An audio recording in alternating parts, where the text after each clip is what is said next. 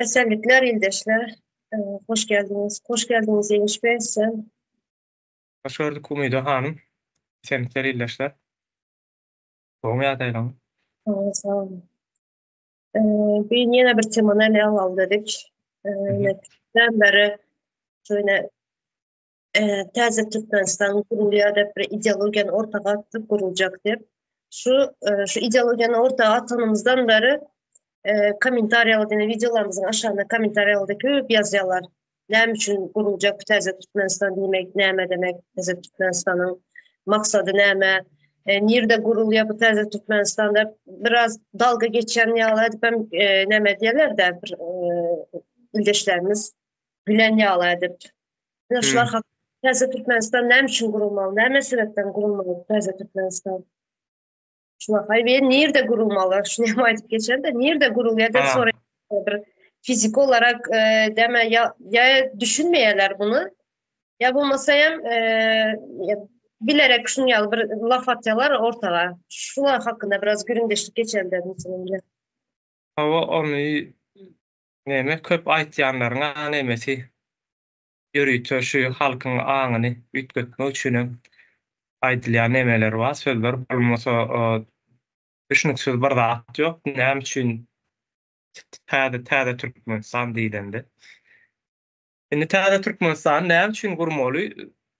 Bunun kän sebäpleri bar. Ýani biz halkymyz üçin, halkymyzyň soňky nesillerimiz üçin öz topraklarymyza özümüziň häkim bolmagymyz üçin, ýani halkyň häkim bolmasy üçin bu ýerlere gelip daşyndan gelmişekleriň gelip biziň topraklarymyza eýe bolup, biziň ýerlerimizi biziň özümize kärendesine berip, biziň baýlyklarymyzyň alyp onuň alan pullarynyň uşaşyndan bir geçijek bölejigini bize berip, bizi özlerine peýdaly işlerde işletýändikleri görünüp duranlar hemme ýyllan näme üçin biz özümiz öz baýlygymyza eýe bolmalylar. Näme üçin öz topraklarymyza özümiz egemen bolmalylar. Ýani türkmen topragynda şo taýynyň halky egemen bolmaly dämi ýani? Şu wagtky ýagdaýy serederimizde biziň türkmen halkymyzyň hiç bir nemesinde söz sahibi däldir. Sözü ýöreýän däldir. Ne düýün akşamky sapara kimiziň eden nemämizde bir adam ýöne o da Aşgabat dogumly Igor Makarov. Bir adam öz şahsy kärhanasyny açýar. O döwürler kän eken açýanlar. Ýöne näme üçin diňe şol Rus kökenli Igor Makarowyň açan şirketi gaz daşaýar, türkmen gazyny iýmini şo satyp bilýär, Rus watandaşynyň açan nemesi. Näme üçin şol adamyň eýem şuňky nemesinde kayıtlara geçen hasabında şonuň baýlygy diýip görkezilýän baýlyk 2 milyard 200 milyon dollar ýagdaýa ýetýär. Bir türkmen barmy özü şeýdip işletme açyp işledip resmi hasaplarda adyny ýazdyryp ine meselem diýeli Meredin 2 milyard 200 milyon dollar baýlygy bar. İşletmesi var. Diýilen ýalyky kayıtlarda, daşary ýurt kayıtlaryna, iste ýurdun içinden kayıtlarda resmi sözler bilen aýdylan yer barmy? Ýokdur. Näme üçin Igor Makarow bar? Ol adam näme üçin bir ýylda 657 milyon dollar diňe biziň pul nämämiziň galymyzyň hasabyna pul gazanyp bilýärdi. Galan Türkmenistanyň içindäki ýaşaýan biziň öz halky 5 milyonluk bir halky näme üçin şolaryň içinden birisi, ikisi näme üçin çykyp bilen o derejelere. Bu diýmeklik biziň täze Türkmenistany näme üçin etjek bolýanlygymyza, şol ideologiýa näme üçin öňe sürýändigimiziň nemesidir. Ýekeje misaly. Ondan başga da gatkendir. Biz öz ýurdumuzy gurmasak, ýagdaýymyz belli, ortadadyr. Siz şu wagt näme işläp ýörsiňiz? Meselem öz nemäňizde mi işleýäňiz?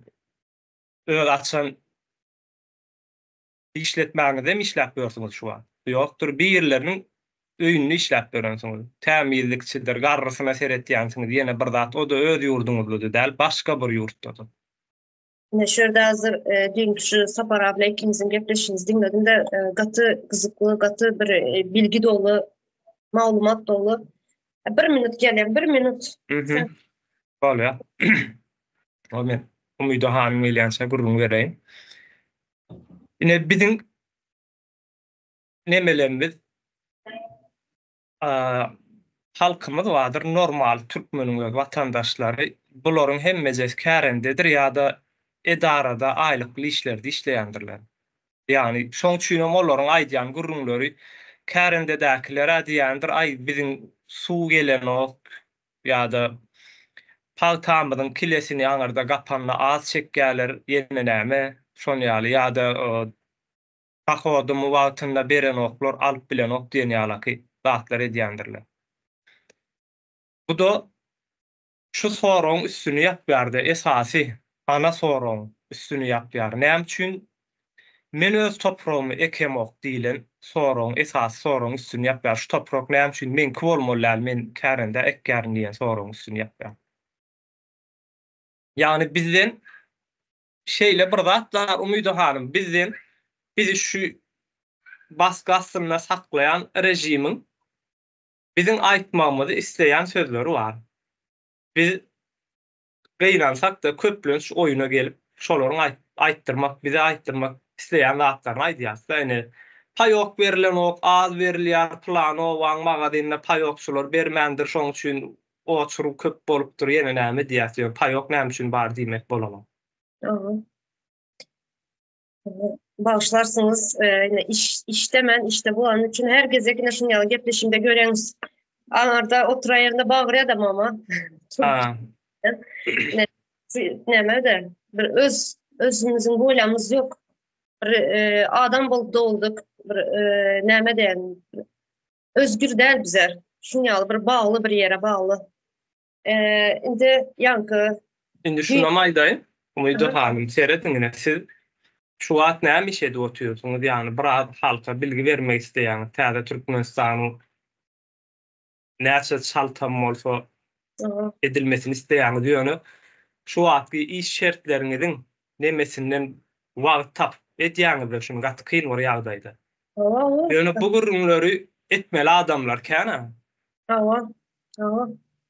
Şunun üstünde ýörüýär, şu zatlaryň üstünde işleýän adamlar bar. Olar näme üçin eden oklar? İşi şol aslında. Biz işimiziň, eklenjimiziň, gazancymyzyň daşyndan ýene de wagtymyzy şu zatlara sarf edip bilýän bolsak, olar esasy etmeli işleri, şu işler bolanyny näme üçin eden oklar? Şu göründeşliği geçirmek için bir gününden izin sorayan. Şunun ýaly göründeşliğim bar. Hep mansuratda şuları aýdyp geçmeli. Men de bir gününden izin sorayan. Şundayım şu arada çağırıp näme edip duruyor da gel buna et dep şundayım şuna yine de şunun işin arasına yetişecek bolýar şu zatlar etmeli. Yankı sözümün izin devam edin. Sapar abiler şu dünkü göründeşliğimiz, gatı kızıklı göründeşlik oldu da yani Igor Makarov hakkında şu Türkmenistan'da yine Türkmenistan'ın vatandaşı bolsayam başka bir millet. Doğru mu? Başka bir millet. Bir kızıklı zady yani size maýyp geçdiniz ya. Näme Türkmende. Şular näme Türkmende. Yani Türkmen familyasına, Türkmen soyadında däl şular. Yine Türkmenistan'ın vatandaşı bu Türkmen vatandaşları yurttaşında yurtun %60% yani ilatı yurtun daşında Türkmenler. Türkmenistan'ın vatandaşı başka milletine, Rus milletler var, kalanlar vardır. Şuların gelip berde işleyen bize reyt görmesek bize berde yani yurttaşına çıkan Türkmenistan'ın vatandaşı olan başka yani Rusları göremiz yok. Yok berde. Hem böyle Türkmenistan, Özbek bolsun, Türkmen, Kazak, Kırgız, şular yani Türkmenistan'da kalanlar şöyle yurttaşına çıkıp işleyenler, Türkiye'ye gelip işleyenler. Gelip işleyenler hem ne işli bir şartlarda işler. Yani şu gelenlerin yurtumuz taşlap gelenlerin hem %30%, 40% işlerini bir diplomlu okuyan, bilim alan adamlar şuların köpüsü. Şu iş sekreşenya dediler, yine bilmem bir zat dediler, aylığı az, verilen aylık çağlarına bakmaya yetmeye, yine şu sebeplerden yurtumuzu taşlap kaç, yani çıkıp geldiler şöyle ildeşlerimiz. Şimdi beriye çıkıp geldi yemine, öyle çıkıp geldik, çağlarımız, başkalarımız taşlap geldik, neçe yıldan beri ne, mesela armiyaya gidiyorlar olan, okulunu bitirip, neme vakti gelen, askerlik vakti, güllükçü vakti gelen vakti, gulluğa gidiyorlar 2 yılla. Yöne bizler gulluktan hem geçti bizlerinki. Gulluk yine 2 yıl bolsa bizlerinki 7, 8, 10, 18, 20 yıldan beri işlep yürüyenler var berde. Ucu beri Türkiye'nin Türkiye bizlerin vatanımızda, toprağımızda yürüyenler var ucu berde. Berinin depte surlarını, berinin hem yaşayışını öğrenişip giden adamlar var. Türk bolup giden adamlar var berde yine bizlerin Türkmenistan'ın vatandaşları. Şimdi berde bize ne şartlarda yaşayız. Katı kıyın şartlarda yaşayız. Doğru. Türkmenistan yağlı del. Yeb içerimiz var. Yeb içeceğiz. İşlesek pulumuz var. Yine nehil işleyiz. Nehil şartlarda işleyiz. Yine şurada ben hazır videonun kaptalında suratlar koyacak. Suratlar geçip duracak. Suratlardan görüp özünüz ne dersiniz? Ben mesela benim başımdan geçenler nemeler geçti benim başımdan. Ben yine temizlik işlerine gidiyordum. Ömrüm. 2 yıl bundan. Temizlik işlerine her gün buraya giden sigorta çıkartmayalar ona, sigorta yapmayalar temizlik işine. Yani sadece bana değil, temizlik işine değil, başka iner şunu yatılı işlere giden vaktim sigorta onarmayalar köpüsü Türklerin. Sigorta onarsa mesela bunlardan pul çıkmalı oluyor. Köpüsü bayrak olsa özleri töleyə, bayrak olmasa hem sen özün tölemeli oluyor sigorta. Sigorta o vaxtda bizlerin yani vatandaşlarımız qıynalıyalar. Hem içinden de alan ailenin yarısı olmasa hem yani yarısından bir böleğe gidiyor şu sigortalar. Şunun için sigortan artırmaz. Sigorta ne demek? Özünü sigorta alıyor, korağın. Bir zat senin başına bir zat gelen vakti sigortadan faydalanıp biliyor.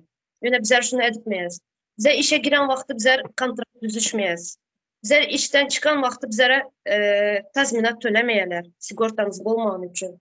Bizlerin başımıza bir zat gelen vakti istedim etmeyeler. Yani suratlarda görüyorsunuz benim 2023 yılda elim kesildi. Temizliğe giden vaktim elim kesildi. Şunda şu bilyada şıvabırsı var, şıvabıran demiri şu elimin şöyle şuradan barine. Hazırını bitişti de şu şıvabıran demiri elime girdi. Son öyde hiç kim yoktu temizlikte. Patronuma can ettim, ben şunu yağday dedim. Son doktora git dedi, neyme bolsun, neyme çıktı acısı bolsa ben karşılayan dedi, korkma dedi.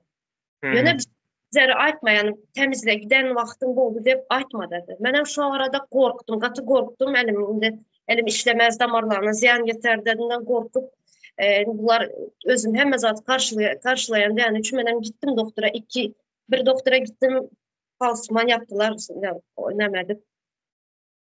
Son ikincisine gittim, almayan dedi. Sen dedi yabancı bulanım için sen dedi 5.000 TL pul vermeli bolayan dedi. Şunun için bizler almayın sen dedi. Böyle dedim de üçüncü doktora gittim. Üçüncüde damarlarım nemeni sınırları, damarlarım barlak görüle barmağını inle sokukan damarına ziyan getirdim de. Ziyan yetmeyen için son elime dikiş ettiler. Son şu taksiden gezdim der yani 3 hastaneye taksiden gittim. Son geldim öyle kavizlanı patronuna uğrattım. Hem yani bir hesabetçe bir neme yok. Son bir ay işsiz kaldım ben. İşsiz kalınca ben patronuma can ettim. Yazdım. Gel dedi. Pulu alıp git dedi. İş yerim. Birinci ayda hesabını uğrat dedi. Hesabı uğrattım. Sonra öyümüz yakın da. Gel dedi. Pulu alıp git dedi. İş yerimden. İş yerine yakındı. İşi vardı. Gittim işine. Git dedi kasadan dedi. 300 TL pul al dedi. Ben aytdım, neme oldum. Belki sonra yine pul verer dedim karışıp durdum. Sonra neme karışyan dedi. Başka pul yok dedim. Aytdım, ben siz dedim iş yerinde bolmada aytmadan üçün ben aydam yok dedim. Bolmasa şu vakt aydam bolsam senin üstüne näçeli bir näme gelet, polisler gelip seni dedim, näme dert dedim. Meni senin hem çağan çağan bolan üçün dedim, ben sen dedim hissetdäm yok dedim. Belki bana empati yaparsın, düşünüş, belki bana düşünersen menen bir ene senen bir ene de ayttım. Hissetdemedik kadın. Çık dedi kasadan pulunu al dedi. Gittim 300 TL pulumu aldım da öye gittim. Gittim daha sonra yazdım. Bar dedi ben erim bilen bir gürleşin dedi. Böyle de siz sana kömeye ederim dedi. Sonra karıştım 2 gün hiç cevap gelmedi. Sonra erine yazdım. Yani yankı patronuma, Rana Hanım'a. Erim bilen gürleştin mi? Neymiş ettiniz dese ben engellep taşladım. Engel aldım. Sonra benim öz yolum bilen bir zatlar etmeye çalıştım. Gittim özümüzün Türkler barına, Türkmenler, şirketler. Bunlara gittim. Biraz bana belki yol görkezerler. Ben advokata, işsiz oturtma yağdayım yok çağlarım. Bu zat bilen yok zatlarından gittim. Bize bir Türkmen advokat bilen gürleştim. Türkmen olan bilen. Bize bu işlere hiç karışıp bilmez, hissedip bilmez dedi. Yani pulum bolmağını için. Sonra ben şurada tavsiye ettiler. Bakırköy Adliye'ye git dediler. Bakırköy Adliye'de muht advokatlar var dedi. Muht advokatla şulara barsan da şulara kömeye ederler dedi. Gittim, vardım, yazdırdım. Yazdırdım yine 1,5 yıl geçti. 1,5 yıldan beri hiçbir cevap yok. Hem zaten görkezdim, yine bulan zatlara ifademi verdim. Bizler dedi onu dedi, tazminlemesi var dedi, ştrafı zadı var, onu çaresine bakarız dedi. Yine hiçbir atvet gelen yok. Adresimi koydum poştadan belki atvet gelir zaten. Hiç sat gelen yok. Yine şunun yağdaydı. Şimdi Konya'da izi var da sen devam etsen biraz dinlenin. Näme de indi bu ýeke bir sizin başyňyza gelýän zatdan bu ähli türkmen ýurtdaşynda bolmak şeýle bizim ýurdumuz däl bu ýersi. Bu ýeri gurulmasyny meselen Türkiýe bolsun, Ýewropa bolsun, Orsiýa islenlik bir ýurt bolsun. Biz o ýurtlaryň gurulmasyny şeýdip ösmesini hiç zat etmedik. Bizimki däl. Biz ýöne geldik bu ýere myhman. Soňam bir oňat näme han tama bolýarys. Bu da bir ýalňyş. Biz öz ýurdumyza gitmeli. Sen näme üçin bir taýýar bir ýurduň içerisinde taýýar bir zat aljak bolýan? Hiç bir ine käbir zatlar bardyr Umydy hanym meselem diýeli egin baş aljak bolýarsyňa käbiri ýollaryň nemelerinde de neme edilip berilen egin başlar bardyr. Olar ardandyr bahasy. Emma käbir marka egin başlar bardyr. Hem bahasy gymmatdyr ýöne ödem gowudur. Ýakymlydyr geýme üçin. Şolar ýaly istenlik bir gowy bir zat aljak bolsaň tölegini tölemeli bolýarsyň da. İstenlik zat tölep. Git ediyorlar. Hawa bizim gowy ýurtda gowy durmuşda ýaşamak isleýän bolsak tölegini tölemeli. Sen ýöne aeroportdan geldiň, bilediň, aldyň, çykdyň bir gowy bir ýurda gowy ýaşajaksyň. Bu ahlaksyzlyk am bolýar bir tarapyndan. Ýene bir tarapyndan senin hem şularyň kyýaly ýurduň bar ýöne aslında. Kartasy bar, hemme zady belli, ady belli. Näme üçin öz ýurduň gowy däl? Ya da gowy däl bolsa näme üçin sesini çykaramok? Beň ýurdum şular ýaly dällik geldiň, gördüň dogrudan başga ýurdu. Eň adymdan sesini çykar şu ýurtlarda şeýle zat bar ýöne bizde bu zatlaryň asam ýok diýip. Bizim halkymyzyň ýetirilen nemesi şeýle dine mut gaz berdiler ha bize. Mutu öwrenişdirdiler. Mut tok, mut gaz, suw, duz.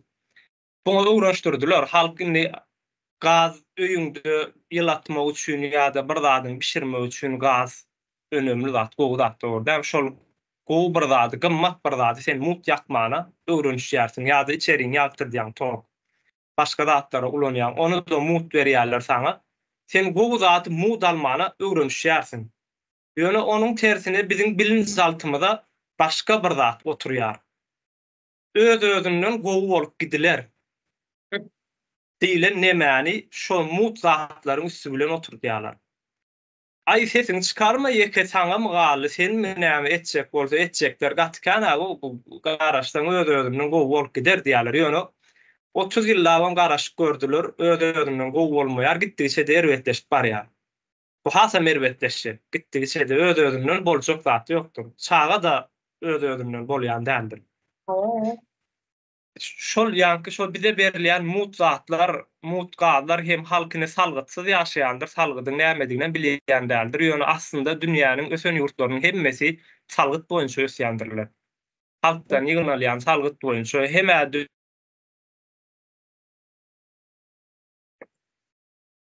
yine elektrik gitti. Yine şurada salgıt dedi de, salgıt tölemen dedi. Hazır. Şu bir zat yadım açtı. Yine bir başıma gelen zat da yine. Kvartirada oturan verdiğine kira ödeyez. Kvartirada oturan evimizde, oturan evimde kentsel dönüşüm geldi. Kentsel dönüşüm gelen vakti öyden apar topar çıkmalı olduk da. Tiz vaktin yani bir haftanın içinde evi boşaltmalı olduk. Ana şu vakti zabitalar geldi, çelik kuvvet geldi yani hemen eşiği, gazı, elektrik, su var. Mesela öçürden kapıya kilit oldu. Bir çamadan zadım alıp yetiştim en başına. Öyden çıkmalı oldum. Şunda güzelin köp ildeşlerimiz sadece Türkiye'de değil yani Türkmenistan'da hem öz haklarımızı bilmeyiz. Yani ben şurada birazcık okudum, öğrendim haklarımızdan, yabancı haklarımızı, zatlarımızı yani öyden çıkarılan vakti sana belediyenin nähili hakları var, şuları öğrendim. Sonra çıkaran vaktları näme dediler? Kentsel dönüşüm nämesi var, edarası var, şuna gittim. Şurada menin hakkım, nähili hakkım var eken, bana öyden çıkaran vakti bana belediye taşınmak için maşın berýärken. Muht adam bilen maşın berýärken, onu öğrendim, onu aldım. Son belediye näme berýärken? Kira, 2 aylık kiram berýärken çıkaran üçün. Gidip şunu ýen belediyeye başvurduğumdan şu belediyenin 2 aylık pulunu aldım. Şurada meni şu demettim de biraz meni yabancı görüp bana hakkım vermeyecek oldular şurada. Sonra ben polisden tartıştım biraz. Ne için dedim? Ben dedim yabancı bolsam dedim. Yani Türk vatandaşı bolmasam ben berde salgıt ödeyen dedim. Senin dedim şunu yalat, benimden gürleşmeye hakkın yok dedim. Ben dedim palojunu, maşınımı, adamımı 2 aylık pulumyan vermeli sen dedim, kiramı dedim. Yani şunu yalat tartışıp ben öz hakkımı aldım. Yani şunu yalat, indeşler hakkınızı öğrenseniz her bir kanunu, nemeler, buyruklar bolya, kanunlar bolya, şu zatları öğrenseniz berde yani bizlerin yabancılarından Türk vatandaşı bulmasam köp haklarımız var. Şurada gelen yok demiş. Ben yine başıma gelen zatlar ayıp geçen.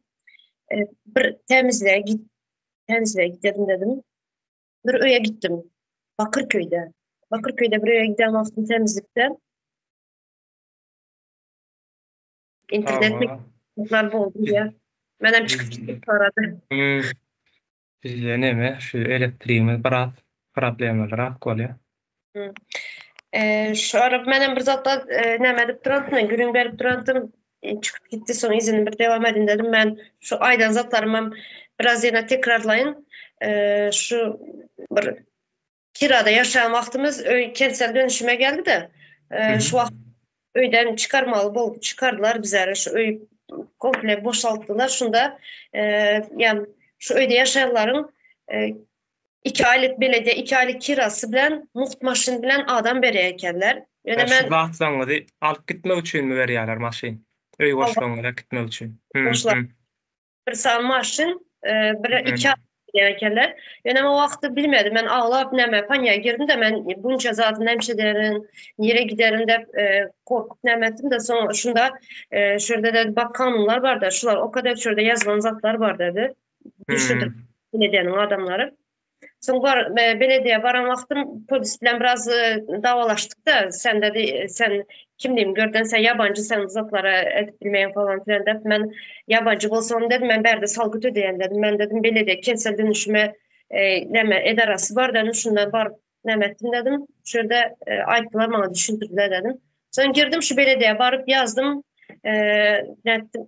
neme başvurdum. Sonra ben aldım haklarımı. Yani ayıplar salgıt ödenilen yerde hakkın bolýar. Yani sorak bilýän. Yani salgıt Hawa hawa. geçliyette ya şunu aytıp geçen. Yabancı bolsam başka bir vatandaş, yurtun vatandaşı bolsam, nerede bolsam salgıt ödesen yani hakkın bolýar. Hawa Şulara salgyt.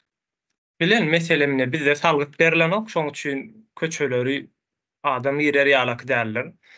Toklary ýetýän näler madama öçüp durandyr, soğuk wagtlary gazy öçýändir, gazy ýokdur. Mut berilýär diýeni bizde şeýle bir gurrun bar muýdahany, su mut diýerler-de, ýöne bunam ýalňyş tanıtýarlar. Su mut däl aslında, gymmata düşýär bärdäkiden. Sebäbi bizde suwy nemede akyp durana var. Şoň üçin howza da neme edilýär-de, oňa parwada we suwun bahasy bar. Paraýdy kaýdada neme iç gutorýan sen o suwy. O da häzir sen suwa öýüňe krantly su akyp duran bolanynda ondan saňardan düşmeli. Aslında bizde suw mut däl. Gymmata düşýär. Şolar biz ýagny biraz nemede daşky gurşokdan nemeden ýapyk saklananlygymyz üçin, hiç bir zatdan maglumat alyp bilmeýänligimiz üçin o içindäki halkam şol öwrenişdirilen bir ýagdaý bar-da, alışdyrylan ýagdaý. Şo mut diýip bir wagda aýdypdyrlar, ondan soňra şol mutmy kadyp gezip berlerdi. Sen mut saňa bar gazy mut berýän diýenler bilen gazyň ýanmasa näme peýdasy bar? Ulan peýdalanyp bilmeseň. O diňe esasy ýerlerde ýanýandyr. Häzir täze açylan owalarda ýa-da ýerlerde ýogum gadam çeken oklar. Özleri çekip zat edip edýärler-de. Pulunu zadyny töler. Terzi çay salmalı bolsa özün çekmeli. Gazını, suyunu, elektriğini, yolunu yol yok. Yol bolmasa näme bu zatlar nereden bolsun? Yol yok. Yol çekmeli. O neseret şu atlaryň bir asyl nemesi bar. Sebäbi bizde neme diýdiler-de, şu gaz ýazyp gaz çekip berdi diýdiler bize. Ya şonu ýazyp mut gaz berdiler ýöne taryhyna seredýärsiň, şo günlerde ýaşan adamlaryň, şo taýlar, şo günlerde işlän adamlaryň aýdyp berýän maglumatlaryny seredýän bolan ýazyp bu zatlar bilen hiç ýyly meşgul bolmandyr. Habaram ýok eken, näde edilýändinden bilen ok ekeni. Saparaga daýyň wagtynda şo gaz trubalary gelinip çekip beren başga birisi alkyşyny alýan, adyna heykel dikilýän başga birisi. Onsoň saňa gaz çekip berenler seniň üçin halk düşmany bolýar. Beýleki ondan habarsyz bir adamam atamyz bolýar biz.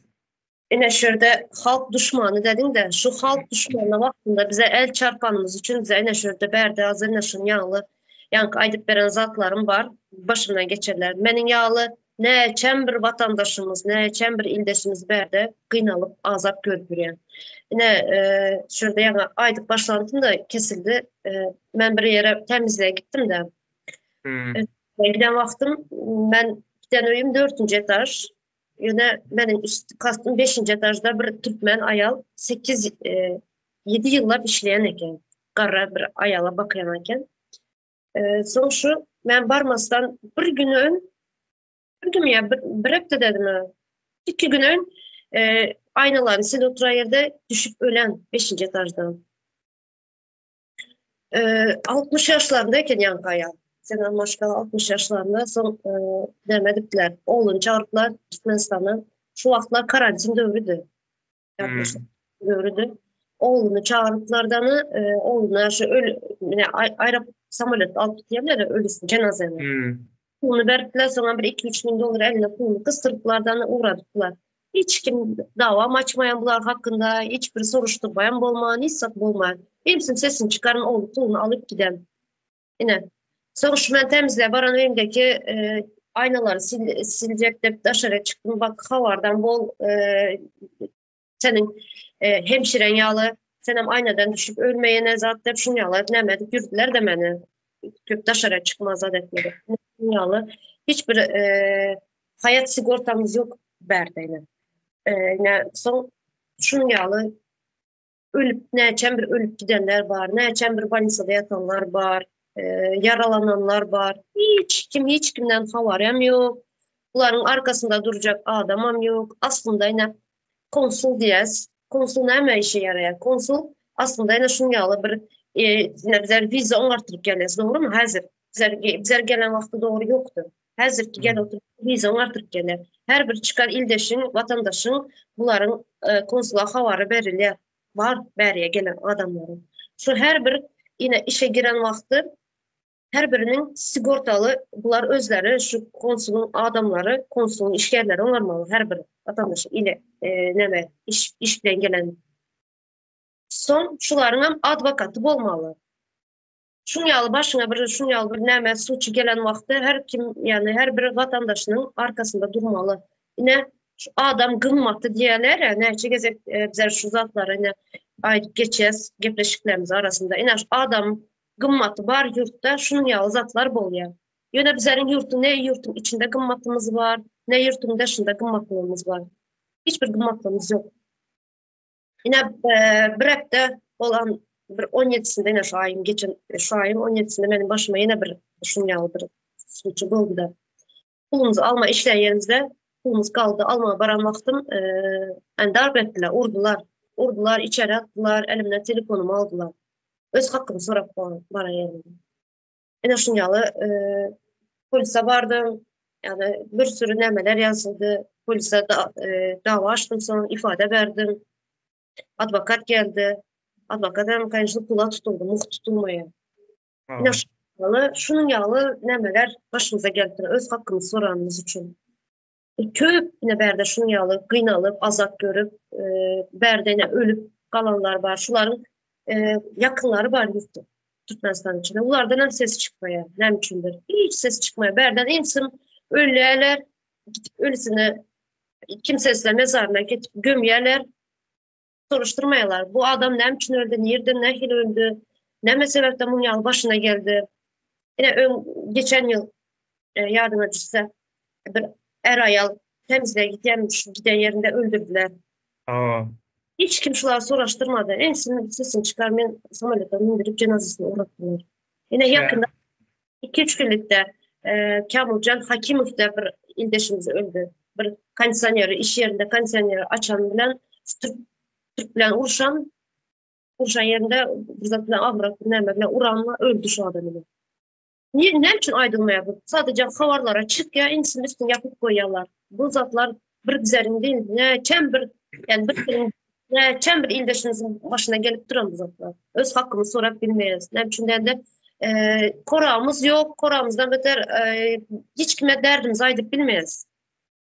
Berde aydanında da peyda seýen nokta. Ýa-ni aýtdyk işte bu ýeriň senin watandaş däl. Ine aýtýaňyň eýem şu taýda da näçe sana adamyň nemmesi geçip gitdi. Ýani şu hakyny ýenesini ýa-da bir adatly urunda öz ýurduny barmak, ýurdunam şular ýalaky yerleri ýala edip ösdürmek üçin hereket etmekden gorkan ýa-da gorkam däl başga bir ýagdaýlarda da çetde durýan adamlaryň ýüzlerçesi bardy. Ýüzlerçesi bary korlanyp ýören, ölüp giden, gaty-gaty kän adamlar bar. Bu zatlar bilemok men umydy hanym biz näme hille etmelem bolsa barbyr halk ýurduna barmaly. Gitjek ýerimiz ýok, başga ýurtlar bizinki däl. Bizi dünýäniň islendik ýerine bolsagam gujağa açyp durjak näme ýok. Hasam şu wagtky döwürde ýani türkmeniň nemesiniň gowy awraýynyň maskaralyk ýagdaýyna yetme durumunda ýaşap ýörse. Türkmen diýen wagtyň öz ýurduna, topragyna, özüne eýe çykman şu başga biriniň goltugundan çörek gözläp ýören bir halk ýatlaryna düşýärdi. Nirede türkmen diýsen şeýle bolýar. Bu beýle bolmaly. Bundan öň türkmen ine şu wagt şeýle bir ýagdaýa getirildi. Bizde halkymyzda bir neme düşünje bar, ýalňyş düşünje bar. Ýurduny oňarman, ýurduny bir ýaşap bilen şekilde getirmän özü oňat ýaşajak bolýarlar. Bizim ata-babalarymyz beýle däl-de ilki ýurt gurýardylar. Ilki ýurt gurýarlar, ýurduny bir normal bir ýaşaljak şekilde gurandyryndan soňra özleri ýaşap başlaýarlar, çarwaçylyk etse näme etse de rahat goragyny düşün edip. Bunu ýalňyş bir näme geçirdiler, ýurduny gurman, ýurduny bir eline alman, özleri ay men giderin plan ýerde $1000, $2000, $500 gazanaryn çağam şeýdi bekläm gowy ýaşaryn diýen ýaly derejege getirdiler. O da mümkün däl bizim ýagdaýymyzda. Şu wada iň soňky nemesine geldikdi, işinde geldik. Bir wagtdan soňra edil häzir hem mümkinçiligi bar ýurdy demetmäniň halkyň eline geçmeýiniň, halkyň azat bolmasyny biraz umyt bar-da şu adam mümkinçilik bar ýöne. Bu da uzaklaşar, belki de halk bu işe gatışmasa belli bir müddetden sonra bunun mümkün bolma ýagdaýy nola düşüp başlar, ýowaş-ýowaş aşağı düşürer, ondan soň bu jagaşa umydymdan bolmaz. Şu gyska wagtyň içerisinde näçe bedel ödemelem bolsa, näçe agyram bolsa, barbyr deme ýaşaýyşymyz bir ölüden gowy däl, şey diýip aýdaly. Hiç ýerde sany geçmeýän bir ýagdaýa öwrülip ondan mert bolup ayağa kalmalı gerekti. Bu halkın bu zatlara en sonunda bir gün bolsa bir gün saklanması, dur diýilmesi hukman gerektir. O da 5 adam, 3 adam bilen bolmaz. Ýene halkyň özü çykmaly. Halkyň ayağa kalıp halk bir zat etmek isleýän wagty hemme zady edýändir. Tarihlarda da şeýle bolup geçýär. Fransuz revolýusiýasy bolandyr. Şonuň netijesinde bütün Ýewropa tarapy azatlygy gowşandyr. Häzirki ýagdaýyna ýetendirne NATO ýalyky bir uly bir neme dörendir ortalykda, güýç dörendir. Şol Fransuz revolýusiýasyndan neme gaýnaklar gaýdýar. Häzir biziň mediýany işimiz ýeke bir Türkmenistan üçin däl, bütün Orta Aziýa üçin uzak wadada edil Ýewropanyň ýokary galyşy ýalyky ýagdaýa getirjek bu işlere. Bolmasa forlan gelir ýörersin şeýle bir zat ay bir de daşar Ýewropa ýurtlary yeneler bize ýardam eder diýerler de etmeýärler. Sebäbi o ýurtlaryň baýlygy biz ýalyky garyp ýurtlaryň jahilligi sebäplidir. Jahil bolanymyz üçin biz baýlyklarymyzy sömürtýäris, olara markaýy alýar, olar şeýle baýýandyr. Ýewropanyň, Amerikanyň, Orsiýetiň hem istenlik bir ýurt baýýan bolsa, beýleki bir ýurt garyplaşýandyr. Çünkü halkyň üstündäki adamlar, halkyň öňüne çykarylan adamlar halkyny örgütleşdirmeýär. Ýani bilim tarapyndan, düşünje tarapyndan, hünär tarapyndan örgütleşdirilmeýär, taryhyny halka açylyp berilmeýär. Bolmasa bu zatlar biziň etmeli işlerimizden bizi ýokarda bar, biziň resmi taýdan prezidentlik goýulan bardyr. Biz bir kanun diýäs, ýene diýäs, ýöne şonuna da näme diýsek aýdy berer. Biz bu taýdan oturan ýerimizde diýip biler. Jenaýetçi diýeriz, bir kanun diýeriz, ýöne näme diýsegem şolar resmidir. İstenlik bir neme barannada, şu ýurdun prezidenti ýa-da şu ýurdun ilçisi diýip ady tuturýandyr, resmiligi bardyr. Biz resmi däl. O yüzü de şolar Türkmenistanyň yüzü. Onun üçin etmeli adamlar o taýda başgayan olaram bir türkmendir. Haýynlyk etdiler, dogry bu halkdan näme ýamanlyk gördüler. Bolmasa halk näme diýse edip duran bir halky bardy. Haýyl bol. Oňa garamazdan dolu ýagdaýda çökördüler de Türkmen halkyna tarap bir çigit ýaljagan bir hyzmat etmediler. Diňe şu studio görnüşinde Aşgabatyň içinde bir neme goýdy, ondan soň elitar gatlak diýen bir gatlak çykardy. Ýani elitar diýmegem elit diýmek däldir. Elitten farklıdır. Elitar gatlak. Ýörüýte döre diýerler içerisinde. Soň beýle adamlar şo neme ýetjek bolup biri-biriniň üstüne basyp ýenedip satyp ýörer ýaly etdiler. Görünmedi ýaly adam däller. Buňa bir halkyň akıl yetirmesi gerekli. Bu bitmeýär beýdip. Men görüşmä şeýle. Bu ýurt, bu halk beýdip ýaşap bilmez. Ama ýa-da hazır aýdyp geçdiňiz şurada garyplar bir ülke baýan wagtda bir ülke garyplaşýar. Mysal edip Afrikany alyp bilýäs. Afrikany ýöne halkyny jahil etdiler. Jahil goýdular. Az öz içinde geçen sapara aýdyp geçdi şunu. Bir-birini ýiýerler hazır. iki yani bir yurtun içinde iki millet neme topara bölündülerden birbirini yiyeler az Afrika'nın içinde adamlar. Yiyeler de Allah. demeyen de öldürüyorlar. Öldürüyorlar. Yine şu, yine bizlerden azı şuna geldi. Bir bay toplum diyorlar sonra aşağı katlak toplum. Yine şu hazır yine birbirini öldürüp birbirine yine kanun yok, kanunun üstünde bir başka bir zatlar var. Birbirini çuğla, birbirini satıp, birbirini düşman yağlı görüp yine şunu yağlı oldu bizlerin yanında. Şunun için hem gariplaşıp gittik hazır. Başkalar şundan bizlerin arkamızdan faydalanıp ya aydık başta gepleşiniz başında aydık geçtik ya. Kim o? Igor Makarov diyen yağlılar. Bayağı bir öğren. Allah. Bizlerin arkamızda. Bizlerin berde yine başka yurtlarda sürünüp yiyoruz. Hiçbir hak Allah. hukuk. Bizimkiler hem şollar ýaly adamlary baýatmak üçin öz halkyny ezýärler. Ýöne bu zadyň uzağa gitmejekdigini özleri hem bilýärler. Umydy hanym bu görünmez ýaly bir zat däl. Beýle uzağa giden bir ýeri ýok. Ýa-ha daga ýok bolup gitmeli, çökmeli, dorlugyna, ýani ýok bolup gitmeli ýerimizde o halky gönümen tok edip ýok etmeliler. Ol beýle düşünmän halk ýaşarýar şo taýda ýöne. Yurdun, toprağın eýesi hiç bir zadyň sözüň hiç bir zadyň eýesi bolmaz. Edil bir yabancı bir yurtda ýaşaýan ýaly neme görür? Ýaşarlar. Erkiltiýar bolmaz hiç şeýle. Ýok bolup gitmek şeýledir. Seniň toprağın eýesi, häkimi başgalar bolar. Tamam, ýene neme de bar? Ene halk öz adamlaryna şu durumdan halat edip biljek, çykaryp biljek adamlara eýe çykmasa, yurduna da toprağına da eýe çykyp bilmez, mümkin däl. Toplumyň öýde hiç bir zat eden oňa bir meselem gözüňde getirel bir sürü bar diýeli mal. Şo sürüni almak üçin sen şo mallar bilen uğraşyp durmarsyňa. Şonu kim iýitýän bolsa şonu aýryp ýok edersiň, ondan soňra öňe salarsyň, alyp gaýdarsyň sürüni. Sürü senden hasabam sormaz, hiç dan garşylyk bermeýär sürü diýilende. Bize de şonu edip geldiler.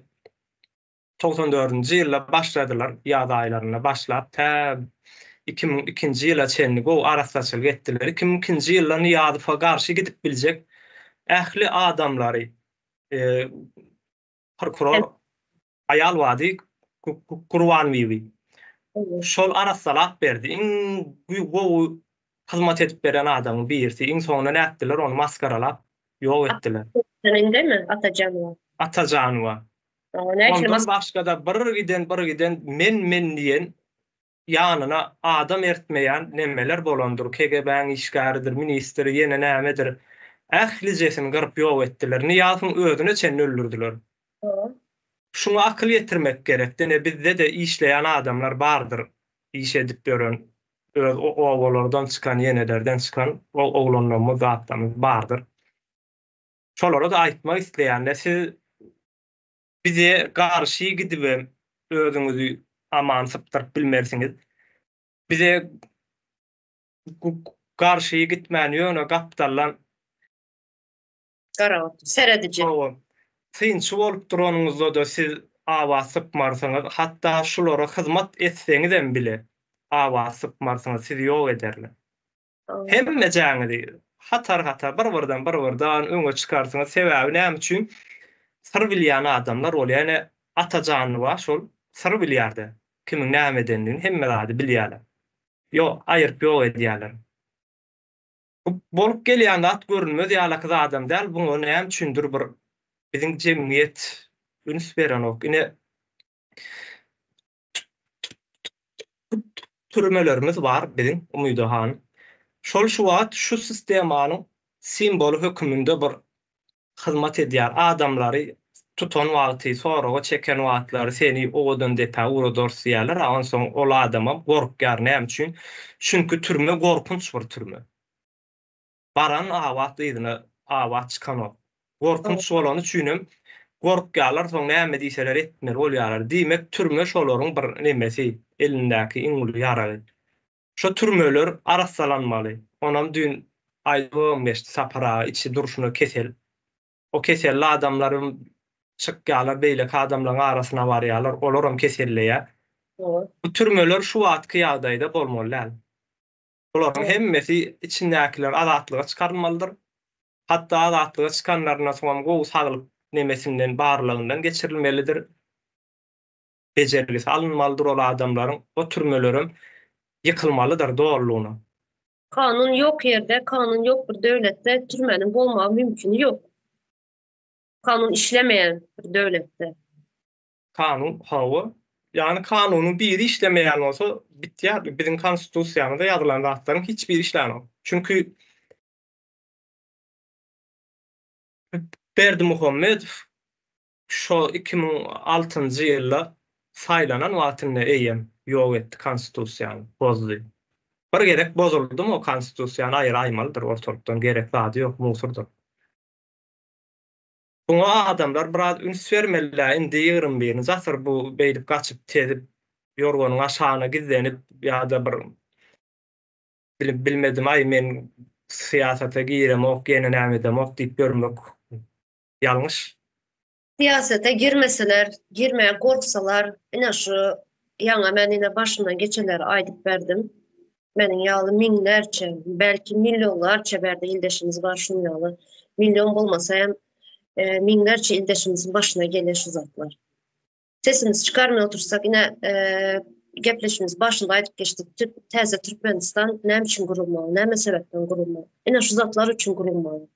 Öz yurtumuza özümüz eye çıkmalı. Öz topraklarımıza eye çıkmalı. Berde sürrenip, yine çağlarımız, küçük köp ildeşlerimiz. Böyle ben bir çağım, ben ulu vakta çıkıp kayttım. Yani köp ildeşlerimiz küçük vakit taşlap kayıp bazı boyu bilen köpsü tanımayan. Demşinde bir ene mehre, ene kucağı, enesinin iyisini almayın ulalan çağlar artık enesinin sadece bankamat yalı görüyorlar. Enesinin atasını. Uğrat diyorlar. Başka canadan vakti başka tema yok. Oğumu yadalar, oğumu hava sapara ait geçe bir nece kelimemiz var. Başka yani bize deme söz baylığımız yok da doğrudan ama canatsın sadece yakşımsa hava neme tazalık yazalık yok hem zaten kaçan uğra diyemez. Oldu. En şu zat.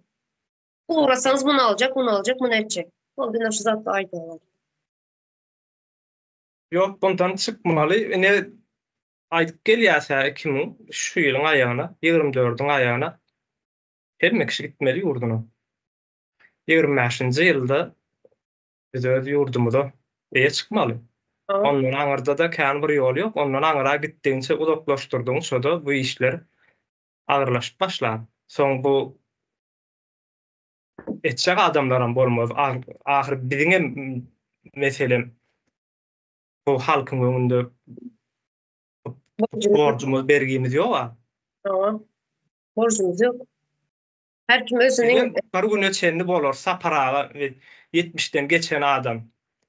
Şo ýaşynda ılgap bör yani. Bolmasa näme on ýagda ýetmän medial bu gürünleri aç bolup medial ýok. Bir özüne wyjdany el bermeýän soň şu halkyna, milletine bir ýagşylyk edeýin diýip edýär. Bolmasa şol adamyň şu halkdan nemeden yamanlygy ýalaky hiç bir adam yamanlyk gören däldir. Yani bir adam gelip sen bütün halka hürmet edip berýär, üstüne de o halka moňa yamanlyk edýär. Şo ýagdaýynda bile ýene de o halka aýak üstünäkiler üçin bolmasa da bir şolaryň çağalary üçin edeýin bolyn. Bilýän adamy saglygym ýerine edeýin diýär adam. Halmyradaga da şeýle. Bolon bir wagtda çenli gidýär-de Umydy hanym ýaňam aýtyp geçdim. Belli bir wagtdan soňra bolma mümkinçiligi gidýär o adamlaryň soňuna garşylygyny görmese ýene de halk öňküsi ýalak bolsa bize ýagşylyk etme diýip nemedi berseler taşlap giderler maňa galy diýip. En son şansy Türkmen milleti yani Türkmenistan'ın halkynyň Türkmenistan'ın en son şansy şu häzir. Hawa Bir näçe kişi var ortağa çıkıp birle oturan yani aydan yalı bize hiç kime borcumuz yok. Ben şu yola çıkan vaktim çağlarım, maşkalarım dep çıktım. Aslında bu iş Umydy hanym 2020-njy ýylda yaman ansat bolmalydy. Gatan saat şu 4 sanaky ine halka haýyn diýjek bolsaň şol 4 sanjy adam çykdy. Ekranyň başyna şolar halky duwdagyny etdiler.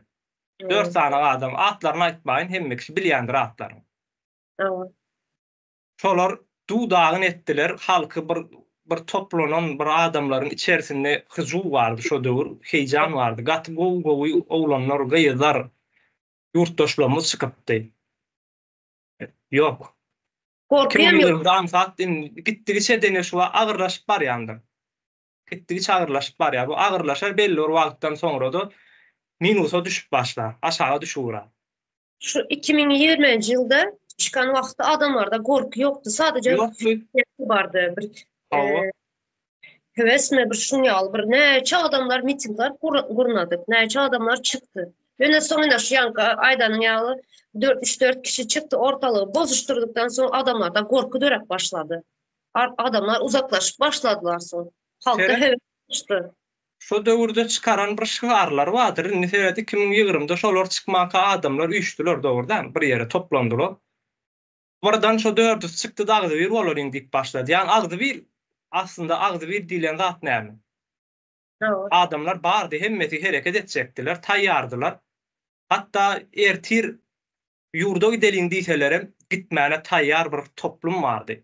Muňlarça adamlar bardy. Agdybyr bolaryň diýip soňamay Agdybyr dälip bir-birler bilen uruşup aýdýan nemelerem ýokdur ne. Yer suw reformasy hakynda, yerin halka berilmesi hakynda bir gurrun eden däldir ýa-da biziň gazymyzyň pullaryny ýa gidip ber, ona aýdýan däldir.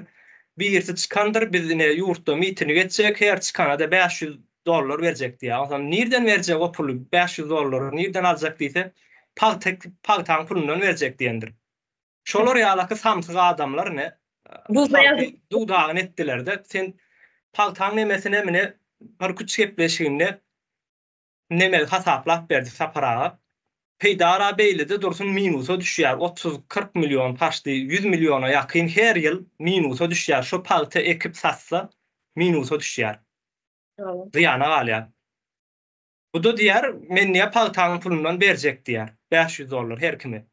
ona paktanan kim işlemeli? Yine bizler işlemeli.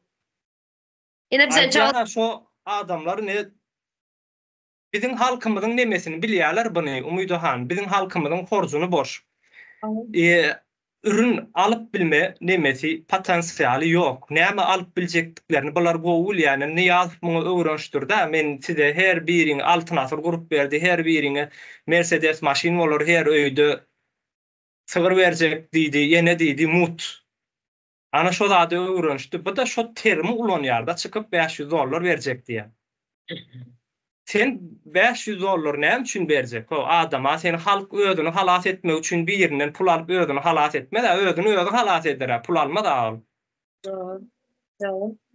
Ine şo ýalňyş term nemeleri ortaga sokup ýörüýti edip dagatdylar. 2002-de 94-de ýurdun içine arastlaradylar. 2020-de de şu 4 tane haýyn bilenim yurtdaşyny tämirlediler de. Ýöne edil tämirlep neme başa barmady. Ol nemeleri hasam gaýtan örgütleşmegimize sebäp boldy biziň. Sağ olsun adam. Sağ olsun aýdaly ýöne şol eden bir haýynlyklar bardy. Şo döwür 2020-nji ýylda halk bu taýýardy da. Ýurduny eýe bolmana. Aslında ağzı bir bolmaly diýerler ya. Adamlar ağzı bir bolma hükmen değil, düşünceleri ağzı bir bolmalı.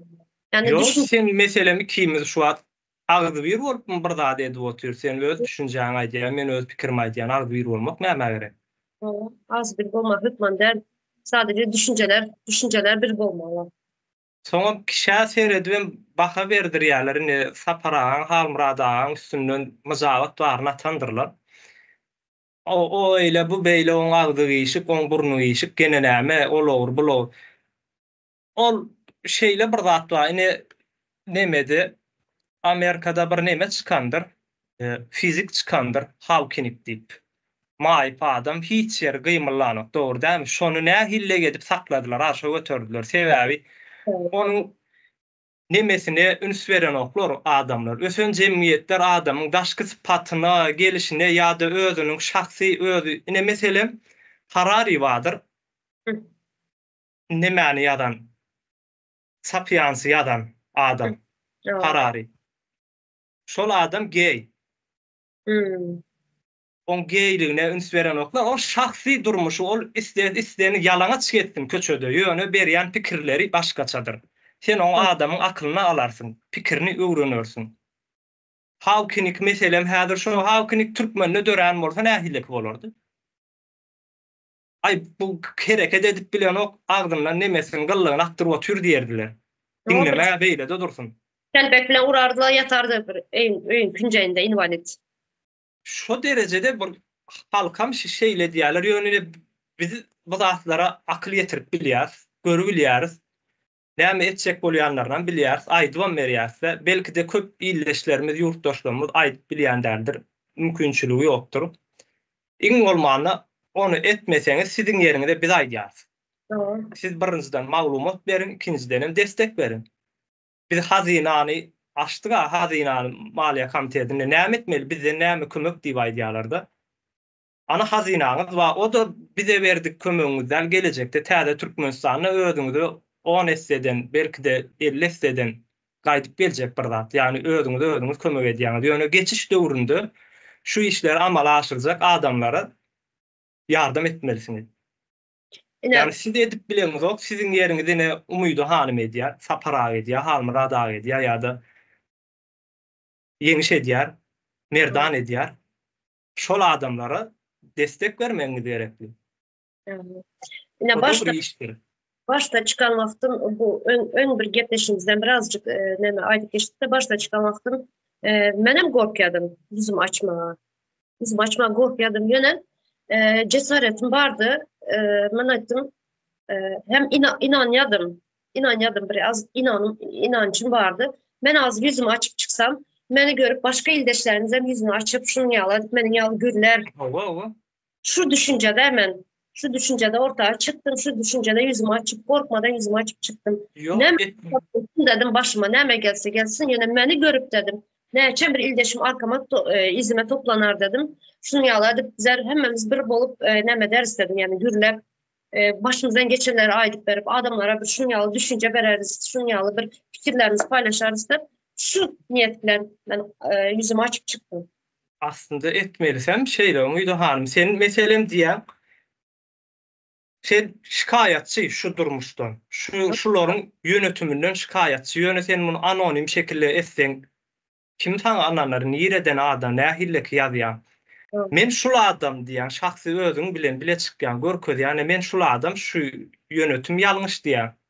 Türkiýede bir giden siýasatçylar zatlar çykýar, haýsy biri yüzünü ýapyp çykýarlar, etjek zadyny aýdýarlar, dogry zat aýdýarlar. Kanun bozmaz. Kanun var, hökümet var. Bizim konstitusiýamyzda da ýazylgy ýani. Döwletiň gizdiň sırlarından başga, meselem gizdiň sırlar bardyr. Belki ýaraglar ýa-da başga ýurtlar bilen etjek antlaşmasy, aňlaşmasy ýene bir zatlar bardyr. Olardan başga ýagdaýlary arkaýyn açyk aýtmana, protest etmäne halkyň haky bardyr diýip konstitusiýada ýazylan. Döwleti başga edemiz ok. Şo zatlar edýäris. Hökümetin başında oturanları eleştirmeye hakkın var. Nemçiler, vatandaş senin gönlüne layık bolmasın şu zat, sen aýtma, sen şu zatlar maňa, şu zatlar bolmaly dep talap etmek hakkın var. Konstitusiýada kanun, yani kanunda ýazylan bu zatlar. Mesela Chomsky diýip biri bardy. Amerikan ýazgysy, bilýänsiňiz Chomsky diýip. Şol adam Amerikada ýaşaýar, Amerikan universitetinde molum işleýär, ýöne ödem iň eleştirýäni Amerikan ýönetimini eleştirýär. Amerikanyň şul edýän işi başga ülkeleri sömürmek diýär. Insanyň haklaryny iýmek diýen ýaly gurrunlar, agyr gurrunlar bilen Amerikanyň içerisinde onlarça kitap ýazýar. Yüzlerce makala ýazýar, şo ýerde ýaşaýar. Çünkü Amerika şonu näme üçin öldüren ok, ýa-da şonu näme üçin halk düşman eden ok? Çünkü näme üçin? Çünkü bir adam hemme zatdan üstün. Şahs, yani döwlet adam için diýerler, näme üçin aýdýarlar şunda? O, meselem Umydyň gizin bir adam bir ülkenin baýlygy. Milli Halat Etiş Komiteti gizin bir örgüt toplap hiç ýerde açyk etmän yer altyndan iş alyp barany wa bir ýerini partlatjak ýene bir zat etjekdi. Bizim maksadymyz asudalyk bilen yurda barmak, asudalyk bilen hatda isteseler açan isteselerin gürleşik geçirecek diýseler asudalyk bilen bar bilýär. Gaýta özleri çüýnem gowdur, bir giden gan dökülenden bu halky ayağa galdyryp bir giden weýrançylyk häzir şeýle bir näme barda bastırılıp saklanylan azatlyk var. Adamlaryň azatlygy şu wagt 30 ýyldan bäri, ondan öň SSR döwründen bäri aýag altynda uly näme bilen saklanylyp gelýändir, basky bilen. Bu köp wagtlap bastırılıp saklanylan azatlyk birden erkinliğe çıkan wagty gaty erwet zatlar orta çykarýan ekeni. Bu da kitaplarda ýazylan meň öz sözümde. Bir azatlygy adamlaryň özgürlüğini köp wagt baskasynda saklasaň, birden burada azatlyga çyksa, oň nemesi agyr bolýar. Häzir halk ayaklanar, revolýusiýa turur, halk şu wagt özüni baskasynda duýýandyr, üstüne polis ýene näme bardyr. Halk ayaklanan wagty sizin goýan polisdaňyň hemmejesi gaçyp gider. %98. Soň adamlar azatlyga çykar, üstüne baskyn ýokdugyny duýar. O da birden çykar orta. Ondan soň nämeler bolmaýar. Haus dörer. Howpul bir zat, ýani olaryň tarapyndan howplu. Şoň üçin edi bilseler asudalyk tarapyndan jenaýat edendirler, belki suud ediler, ýene bir zat bolunur.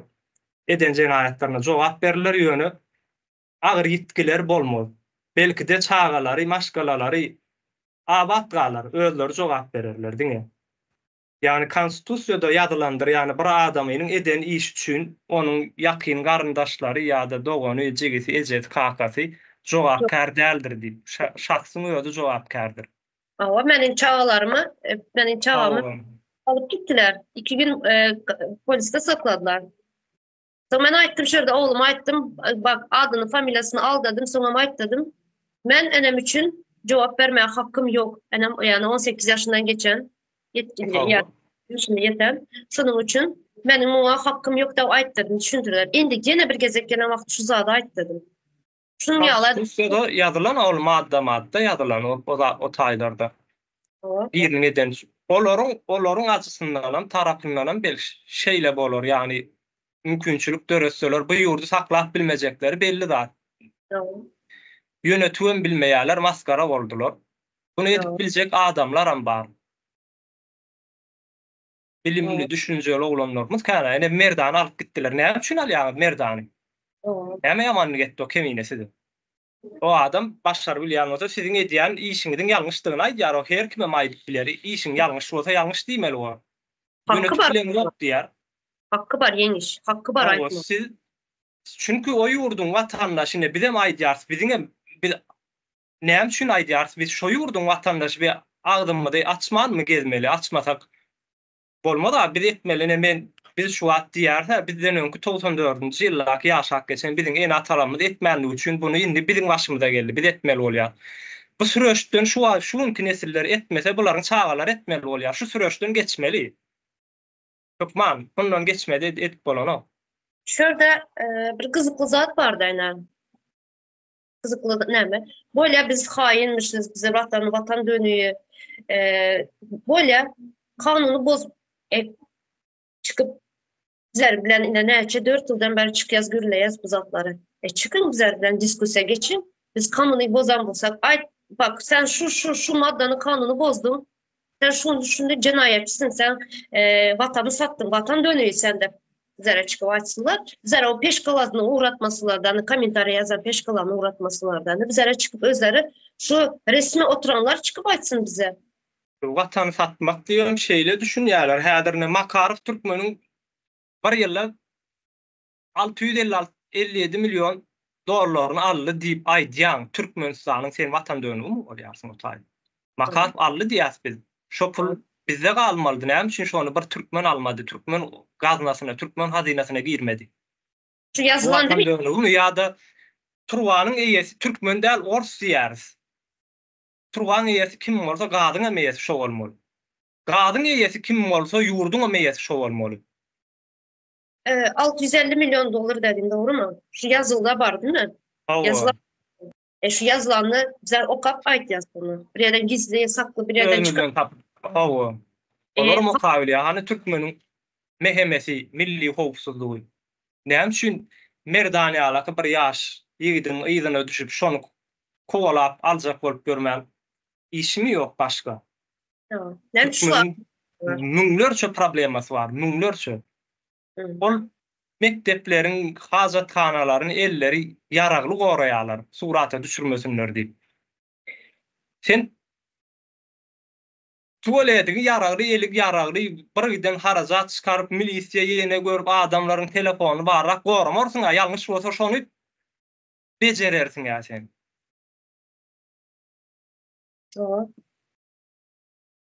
Muýdu ha bitirýär ştaýda. Gat uzagan bolmasyn. Şurada ildeşlerime yüzlenecek de yankı ben gepleşin başında suratlar koyuldu, görkezildi, naşınyalı faktlar yani özümden çıkarmadım başıma gelenler. Ne bir adam yani ildeşlerimiz köprağım erkek kişiler, ayallar tamam öyde yaşayalar, öyde neme diyorlar köp menin yalı temizliğe giden vakti bir başına bir zatla gelmese köp nem etmeyeler. Yani erkek kişiler sigortası işleyeler, şunyalı köp iş kazalar köp oluyor. Hiç kime derdine ait bilmeyen şunyalı ölüp giden ne içeride yine 2020 yılın başlarında 60 tane ildeşimiz öldü. Araktan zehirlenip. Hiç kim şular araştırmadı. Gittiler kimsezler mezarına gömdüler. Boldu üstü yapıldı şu zatların. Ne için şulan yakınları bir soramaya neredesiler? Ne için şunyalı boldu? Ne sebepten öldü bularda? Hiç kimden ses çıkan yok. İldeşler şunyalı zatlar başınıza gelen zatları böyle korkuyan bolsanız, gizli bolsayan bir aydıp verseniz, gizli bolsayan bir komentaryalarda yazsanız, şu zatlar saklanıp kalmasın. Yani nem içinden de yani bir adam bizlerin bir gımmatımız var. Gımmat yani adam hem zattan gımmatlı. Bunun için öz gımmatlığınızı bilinler, öz değerinizi bilinler. Şu gımmatlığımız bolmagan üçin şöyle de şunun ýaly azap görgürsünüz. Şunun için ýaňa täze Türkmenistan näme üçin gurulmaly diýip aýdyldy. Türkmenistan şunun üçin gurulmaly. Öz gımmatymyzy bilmemiz üçin. Yani adam bolanymyz üçin, adamlygymyzy ýaşamak üçin täze Türkmenistan gurulmaly, hökman suratda gurulmaly özü. Hawa. Soňam näme täzelik bar diýip aýtýan ol täzelik ýok diýerler. Şu wagt türkmen üçin hemme zat täzelikdir. Hemme adam havardır. Meselem diyeline şu wagt Thomas'ın günü gündüzüne siňek kendir akşamam şeýbun kendir. Oturur ýalak däller daşarda. Bu şunu aýdan wagtyň şu bir täzelikdir, havardır. Bunyň arkasynda näme çykýar? Sansiýa gulluklar diňe para alyp gezýärler ýöne arastaçylygyna seretmeýärler halkyň. Näme üçin siňek kendi sen ýaşap oturan ýerinde barmy siňek öýüňde ýa-da ýola köçä çykanda ýa-da akşam çyvyn mı bar? Ýok. Akşam üstü boldu maşyn geçýär. Dar munyalı bir şele näme aparatda geçýärler. Hiç bir siňek hiç zat ýok. Absolutly. Bizde şu zatlar, hemme zatlar havar. Bizde bir näme bar bolsa havar. Türkmenistanyň nirinem tutoňda havardyr. Onu aýtýan onuň arkasyndaky sebäpler orta çykýar. Meselem çyvyn kän, siňek kän diýseň sebäp orta çykýar. Ýa-da şu wagt ýa neme pasty bolan soň halkyň içerisinde çağalarda ýa-da uly garrylarda iç ağrı keseli köpdür. Gaty kändir, iç ağrı. Bunu aýdyp çykarsyň, bunyň arkasynda nämäniň bardygy çykar. Geçen bir gepleşýärdi epidemiyada şu de şu zatlar. Yine 2 yıl, 3 yıl bundan öňden bir sany öýden surat uğratdylar meni şu öýümün dworundan. Ýadyňa düşse, kapysy ýok tuvalet, adam girýär, kapysy ýok şu meniň öýümün dworunda. Şu öýün ýa-ni tuvaletiň ýany musur atýarlar. Yani musur çiğinden geçer yavrum. Akşamüstü geldi öğün şu içe öğe setka aynalara setka koyasam her zadedik görüyoruz darılardan hiç sat peyda etmeye. Bu gecelerine yatıp bilmeyen bu sinyenlerinden. Yine şunu yalı berdeyen var üstünlükler var musura matyalar nemeler yaşıklara. Yine sinek yok berde. Şuna hayran kalıyorum. Bunların darısı hep geçerler maşında. Berye gelen vaktim görüp bunu hayran kaldım. Maşında darısı yok. Bizlerde yok şunu yalı zaten. Aydın Yok, yazsan halk talap etdiler. hava. Talap etdiler. Bak, Hutaýda sähel bir zat gymylasa derrew 3-4 bir zatlar bolsa halk talap edip başlaýar. Bizim hem halkymyz talap etmeli, ýöne näme etmeli, näme soramoldugyny bilen oklar diýip aýtýardyk. Öň ýöne inni bunu aýdyp ýöremde 5 ýyl bollar. ya, hava. Indi bilýändirler näme soramoldugyny. Göz açılıp uyanmalı vakti geldi. Olmadı da şey edip ýaşarlar, başga bir nemesi çykalgasy ýok. Müýde hanym bunuň halka gerek. Bu zatlaryň hemmesi ödem tähelse bir zähmet görkezseler. Bitip duran zat biz bir ummasyz halkymyz ýok, biz azajyk dememiz bar. Hemen zaten özümüzde bitiyor. Bize hiç kim kömek etmiyor. Hiç kimle uğraşma. Hiç kim size gelip al sana ayna bir tayyar devletini al topraklar yaşadık. Hiç kim vermiyor. Bizlerden inaşının yağlı. Olan zatları gürlemeli.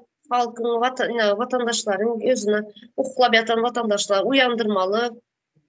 Inaşının yağlı edip revolüsiya şunyalı bolardı. Hazır bizlerin dövrümüzdeki revolüsiya şunyalı bolardı diye düşünüyorum. Bolmalı yani. Tabii sosyal medyanın üstü bilen, internetin üstü bilen, bize razı nähilledik ikimiz gürleşiyoruz. Şular bilen boluyor. Oýlam da şöyle tamam. Zaten çekmesin ki.